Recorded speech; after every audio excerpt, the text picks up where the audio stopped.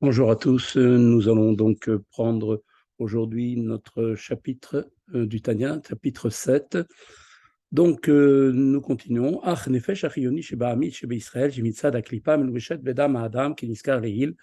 Donc cependant, comme nous avait dit donc dans le chapitre numéro 1, la Nourazaken, contrairement aux formes de vie mentionnées à la fin du chapitre 6, qui dérivent toutes des trois clipotes totalement impures, les formes de vie suivantes proviennent, elles, de la clipat noga, l'âme vitale du juif, qui est elle-même issue du côté de la clipa, qui est revêtue du sang de l'homme pour l'animer, comme cela a été explicité donc dans le chapitre 1.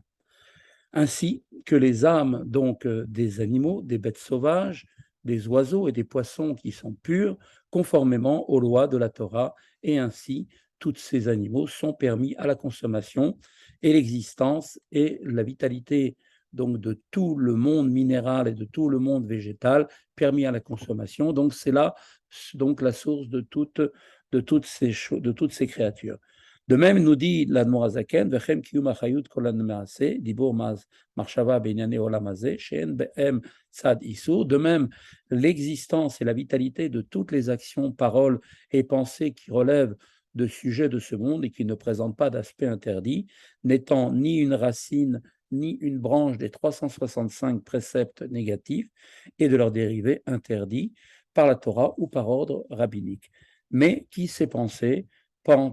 paroles ou actions autorisées ne sont pas forcément orientées vers Dieu comme elles devraient être. Donc, tous relèvent en fait de la klipat noga. Les actions, les paroles et les pensées d'un juif doivent avoir pour fin le service de Dieu. Il lui faut, par exemple, manger avec l'intention que l'énergie absorbée apporte la force nécessaire pour l'étude ou bien pour la prière ou l'accomplissement d'un autre commandement. Et de même, un juif doit exercer une activité professionnelle afin de subvenir aux besoins de sa famille, éduquer ses enfants selon la voie de la Torah et les commandements, et donner la charité. Mais quand ses actions, ses pensées ou ses paroles n'ont pas cette finalité et veulent seulement et uniquement satisfaire la volonté, le désir et l'appétit du corps, eh bien, même s'il s'agit de ce qui est nécessaire au corps et à son existence et à sa vie, comme le fait bien sûr de se nourrir, qui est une nécessité absolue pour le corps,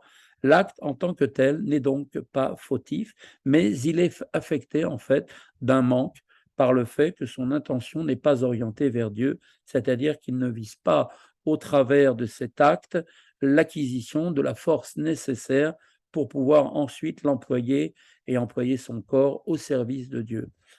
Quand cette intention donc spirituelle fait défaut, ses actions, paroles et pensées ne sont pas meilleures que l'âme animale vitale elle-même.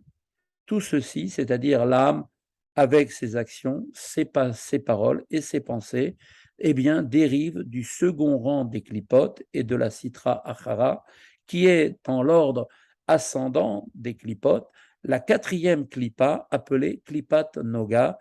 qui, en termes de traduction, qui veut dire la clipa qui brille, car cette clipa recèle en elle une lueur de sainteté. Car dans ce monde, le monde dans lequel nous vivons, le monde de Asiya, le monde de l'action, la quasi-totalité de la klipat noga est mauvaise, donc trois quarts de mal pour un quart de bien, et seul un peu de bien y est mêlé. Donc la klipat noga,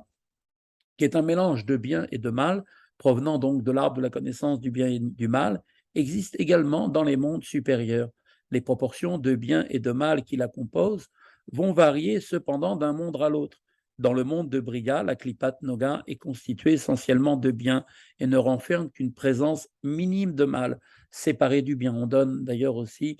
trois quarts de bien et un quart de mal pour donner des proportions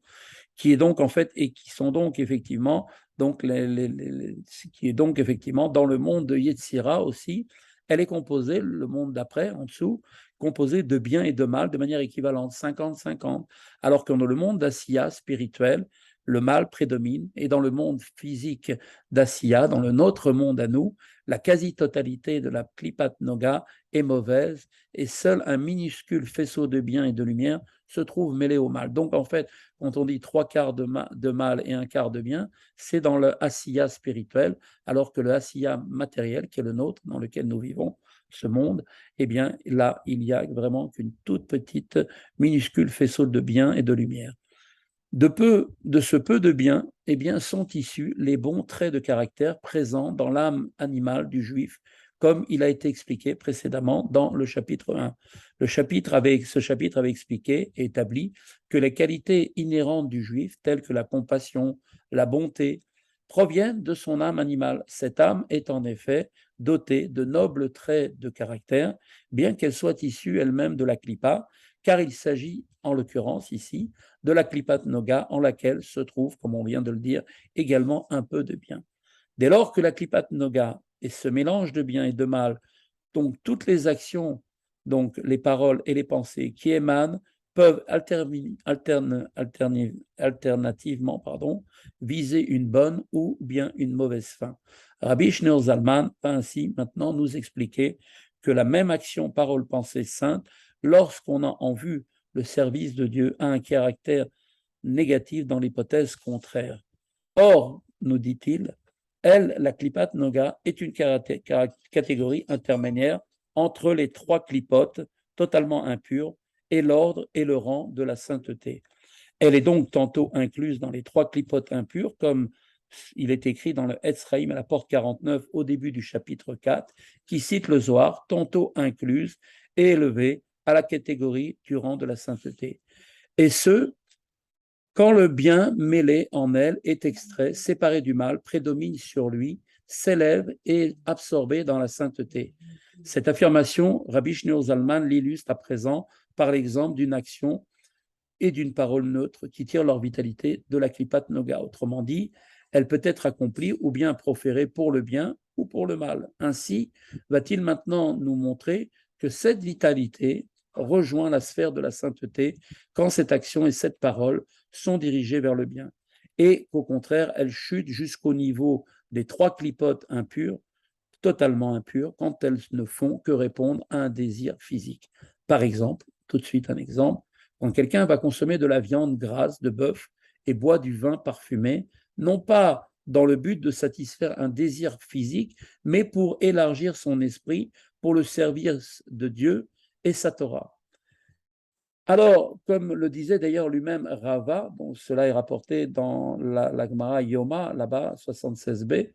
il disait la chose suivante, que pour effectivement le vin et le parfum rendent son esprit plus réceptif. Quand on lui avait posé une question, il a dit, attendez, je n'ai pas encore mangé et je n'ai pas bu, et c'est seulement après que je pourrai vous donner cette réponse.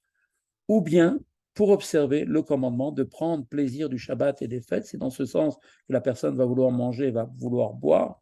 Eh bien, dans ce dernier cas, la consommation n'est pas seulement un moyen de service avec une fin spirituelle, comme l'exemple précédent, mais une mitzvah en elle-même, car c'est un commandement en soi, comme on le sait, que de prendre du plaisir le Shabbat et les jours de Yom Tov, les jours de fête, en consommant de la viande et en buvant du vin. Alors, à ce moment-là, quand il mange ou qu'il boit avec cette noble intention, alors la vitalité de la viande et du vin qui provient de la Klipat Noga est extraite du mal, et donc qu'est-ce qui va se passer? Elle va donc pouvoir s'élever vers Dieu, telle une offrande qui est en fait consumée et un sacrifice, c'est-à-dire que la force vitale de la Klipat Noga, contenue dans l'aliment ou la boisson, est absorbée dans la sainteté. Et de même, en ce qui concerne la parole, la vitalité des paroles prononcées en vue du service de Dieu, eh bien, ont la force de pouvoir s'élever et être absorbées dans la sainteté. Par exemple, celui qui fait une remarque amusante pour aiguiser son esprit ou et réjouir son cœur en Dieu, sa Torah, et son service qui doivent être accomplis dans la joie, eh bien, à ce moment-là, comme Rava, d'ailleurs, avait coutume de le faire avec ses disciples, il faisait précéder toujours son discours par une remarque amusante, ce qui mettait les disciples de bonne humeur et les rendait ainsi beaucoup plus réceptifs et plus aptes à comprendre l'enseignement de leur maître, comme cela est rapporté dans la Gemara Psachim 117a. Et avec pareille intention, la vitalité des mots issus de la Klipat Noga est donc séparée du mal que renferme cette dernière pour être incluse dans la sainteté. Voilà, nous allons arrêter aujourd'hui notre cours du chapitre 7 pour la première partie et nous continuerons avec la deuxième partie très rapidement. À tous, une bonne journée et de bonnes nouvelles.